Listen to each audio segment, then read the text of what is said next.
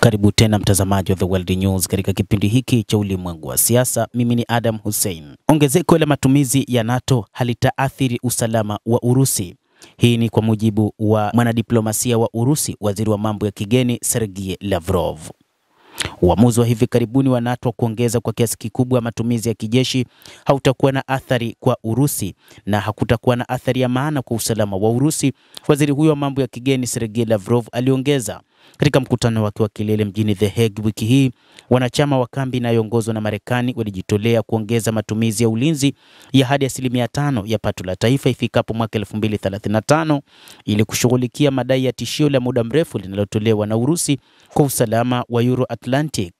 Rais wa Marekani Donald Trump, ambaye kwa muda mrefu amewahimiza washirika wa Ulaya kuwajibika zaidi kwa usalama wao, alisifu makubaliano hayo kama ushindi mkubwa. Moscow imesema mara kwa mara haina nia kushambulia mataifa yoyote wanachama wa NATO na kutupilia mbali madai hayo kama upuuzi na kuyahusisha na majaribio ya maafisa wa Magharibi kuhalalisha kuongezeka kwa matumizi ya kijeshi.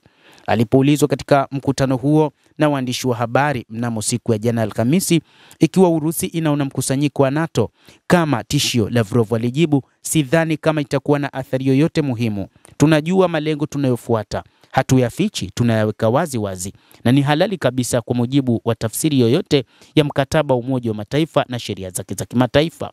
Tunajua kwa njia gani tutahakikisha malengo haya daima yanaanguka," anasema waziri huyo wa mambo ya kigeni Sergei Lavrov, akiongeza zaidi kwamba kamwe hawataweza kufanikiwa na wala hakutakuwa na athari kwa upande wetu. Urusi imeshikilia kuwa iko tayari kwa mazungumzo ya amani ikiwa sababu kuu za mzozo wa Ukraine zitashughulikiwa, ikiwa ni pamoja na upanuzi wa NATO kuelekea mipaka yake na uungaji mkono wa Magharibi kwa wanachama wa Kiev.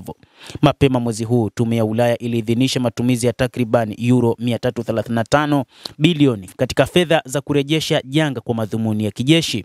Mnamo Mei ilianzisha deni la euro bilioni 150 kusaidia kile kilichoitwa juhudi za ulinzi.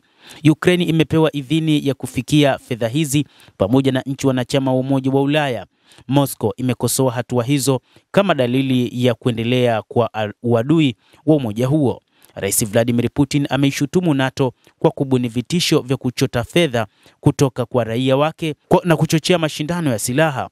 Alipoulizwa katika mkutano huo maonyo ya NATO kuhusu tishio la Urusi yalitokana na nini, katibu mkuu wa Mark Rutte hakutoa tathmini yoyote maalum ya kijasusi. Badala yake alitaja wasiwasi wa jumla tu. Mtazamaji, endelea kutufuatilia, lakini ni kusihi tu usisahau kulike, kucomment, kadhalika na kusubscribe chaneli hii ili upate habari hizi kwa mapana kupitia The World News. Mimi ni Adam Hussein, endelea kuwa nasi wakati wote, endelea kutufuatilia uweze kuyajua ya ulimwengu.